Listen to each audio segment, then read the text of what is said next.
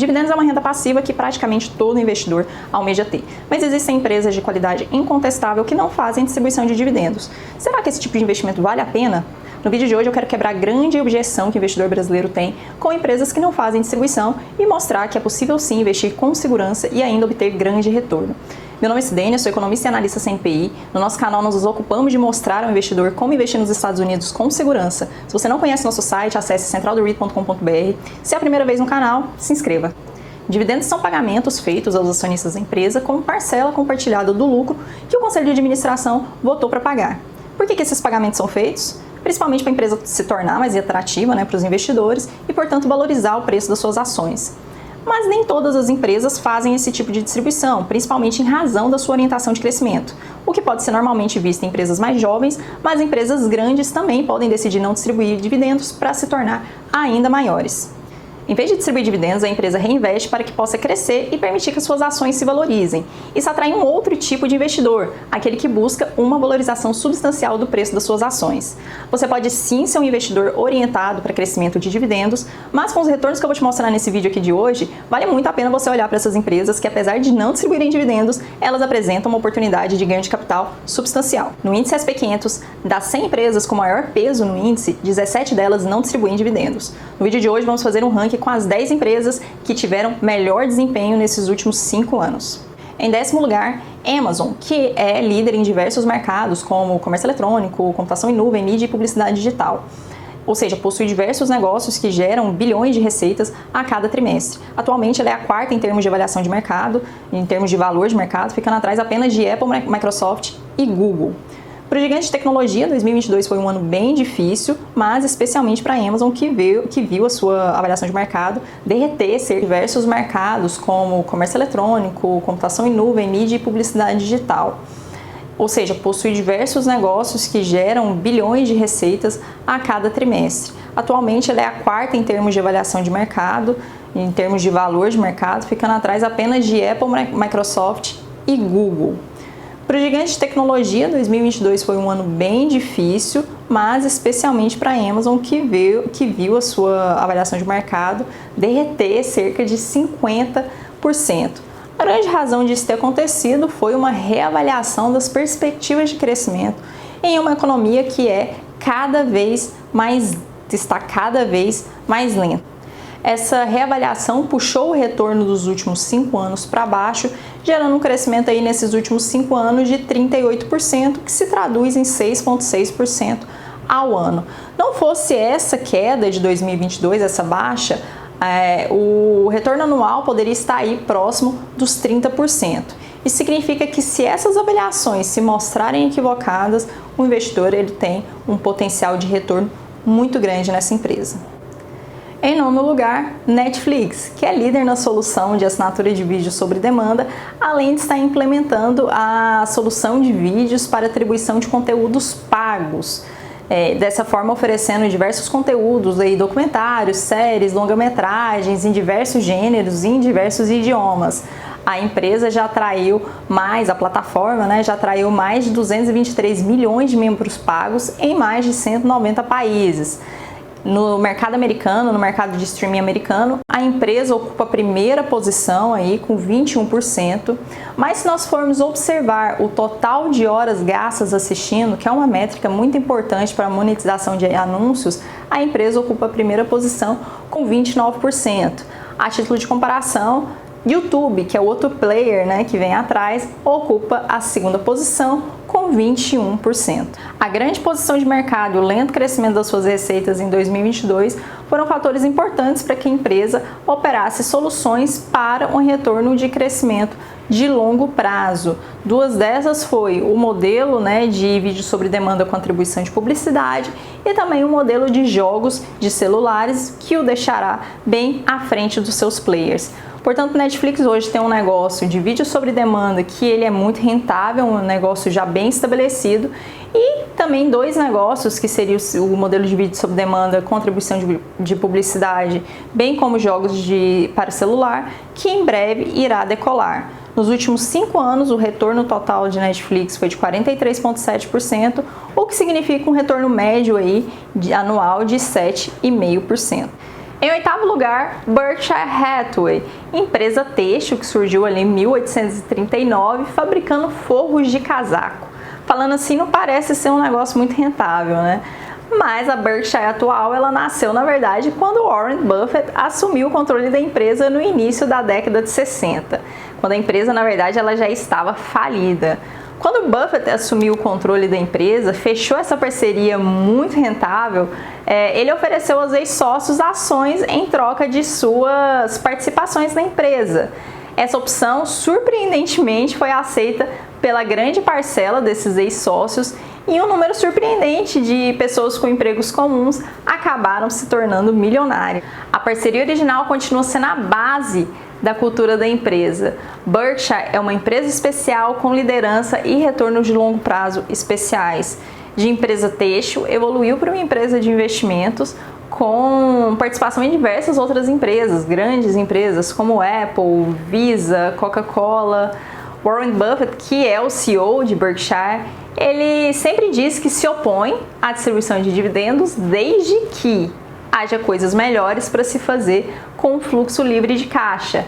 Então, o que viria na frente, né? O que seriam essas coisas especiais, melhores para se fazer com o fluxo livre de caixa? Bom, segundo Warren Buffett, a prioridade é a seguinte: primeiro, reinvestimento interno; segundo, aquisições ou compra de ações; terceiro, recompra de ações, e só na quarta posição, em seguida, que viria a distribuição de dividendos. Os acionistas da empresa aparentemente concordam com Buffett, já que em 2014, 97% dos acionistas se opuseram à distribuição de dividendos. O retorno de Berkshire nesses últimos 5 anos foi de 52%, que significa 8,7% ao ano de retorno em uma companhia bastante segura.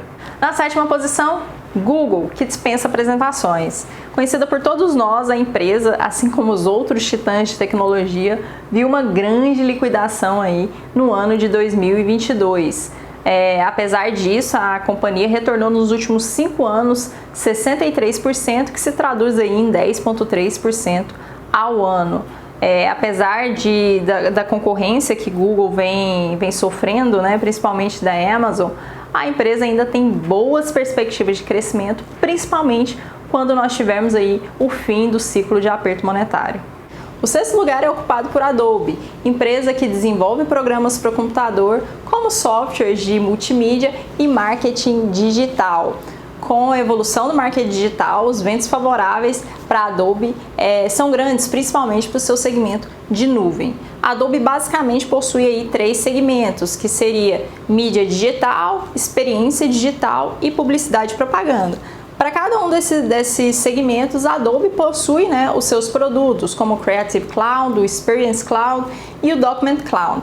Essas plataformas de nuvem podem ser um grande catalisador de crescimento para a Adobe, especialmente dado que o mundo está cada vez mais digital. O retorno total dos últimos 5 anos de Adobe é de 87%, o que significa aí cerca de 13% ao ano como uma média, e um retorno anualizado de 13%, e com ventos favoráveis para que esse crescimento possa continuar e, quem sabe, se intensificar. Em quinto lugar, temos o Intuitive Surgical, empresa que fabrica equipamentos cirúrgicos robóticos. Em outras palavras, a empresa permite uma melhor visão e controle do cirurgião em comparação ao modelo tradicional do tipo mão e bisturi. Ao oferecer esses equipamentos robóticos, a empresa, que na verdade permite, né, ao cirurgião que ele opere em frente a um monitor de alta definição, a empresa ela tem aí para si um mercado muito grande, uma possibilidade de crescimento muito grande, já que hoje a demanda por cirurgias minimamente invasivas ela é cada vez maior. Intuitive Surgical representa uma empresa sólida, né, e de qualidade em um mercado em ampla expansão de vendas. O retorno nos últimos 5 anos foi de 113%, cerca aí de 16,2% ao ano, e potencial de crescimento ainda maior dado a necessidade desse tipo de cirurgia. Em quarto lugar, T-Mobile, que é a provedora líder de rede 5G nos Estados Unidos.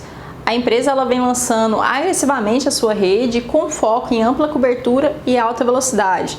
Em dezembro de 2022, a empresa já tinha alcançado mais de 200 milhões de pessoas em mais de 7.500 cidades americanas. O mercado de rede sem fio ele é altamente competitivo e dinâmico, mas nós esperamos aí uma demanda cada vez mais crescente, né? Dado que as pessoas demandam para utilizar os seus smartphones e outros aparelhos para acesso à internet. Portanto, o mercado de rede sem fio permanecerá dinâmico, permanecerá competitivo, com ótimo potencial de crescimento. E os investidores de T-Mobile já colhem esses frutos. O retorno nos últimos 5 anos foi de 116%, algo aí em torno de 17% ao ano. ServiceNow ocupa a nossa terceira posição. Now é uma empresa de software como serviço que oferece uma plataforma aí bem diversificada de TI a RH. Originalmente, a empresa oferecia uma solução de TI com uma funcionalidade de Help Desk, ou seja, um funcionário ele relataria o problema à empresa e a equipe de TI realizaria as alterações que fossem necessárias. Então, inicialmente, Now cobrava cerca de $100 por funcionário de cada um de seus clientes. Então, se a gente imaginar uma empresa que possui aí 20 mil funcionários, Now teria uma receita, nós poderíamos estimar uma receita de $2 milhões apenas desse cliente. É um crescimento e tanto, né, para a empresa. Posteriormente, a empresa percebeu que seus clientes estavam usando a plataforma para outros serviços. Então, sabiamente, eles resolveram diversificar os serviços que eram oferecidos. A qualidade da empresa é tão grande, o modelo de negócios dela tem um potencial tão enorme que nos últimos 5 anos a empresa já retornou 188%, que significa aí cerca de 23,5% ao ano. Em segundo lugar, Tesla, que produz carros elétricos e veio para revolucionar esse mercado. Antes de Tesla, carros elétricos eram vistos ali como motivos de chacota. E Tesla revolucionou, transformando esses carros em carros legais e desejáveis. A empresa ela viu ali uma grande revolução, vivenciou uma grande revolução, principalmente no mercado autista de 2020, com grandes estímulos econômicos, e a empresa aproveitou isso e viu um crescimento muito grande nesse período. Mas o final de 2021 foi marcado por outros acontecimentos, como o bloqueio na China, que parou a sua fábrica em Xangai, e em 2020 nós tivemos aí os desvaneios de Elon Musk para a compra do Twitter, que fez com que ele vendesse aí a preços bastante descontados, cerca de 23 milhões de ações da Tesla.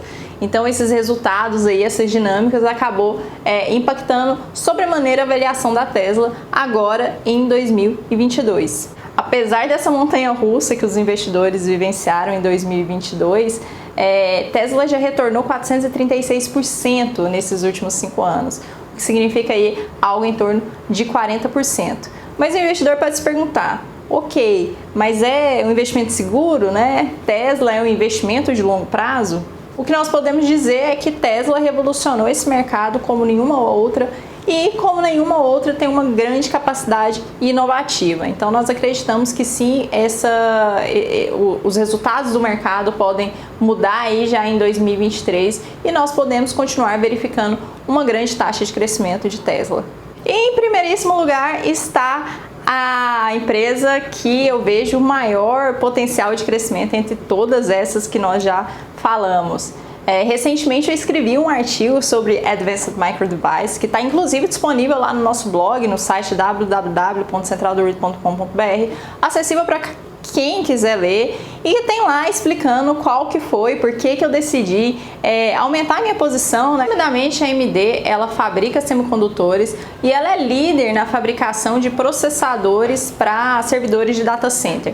A empresa ela tem um potencial gigantesco e ela está bem à frente, pelo menos na nossa concepção aqui, do seu grande par, que seria a Intel na produção de chips. Lá no artigo, como eu falei, eu faço uma comparação, inclusive, sobre os resultados da Intel e os resultados de AMD.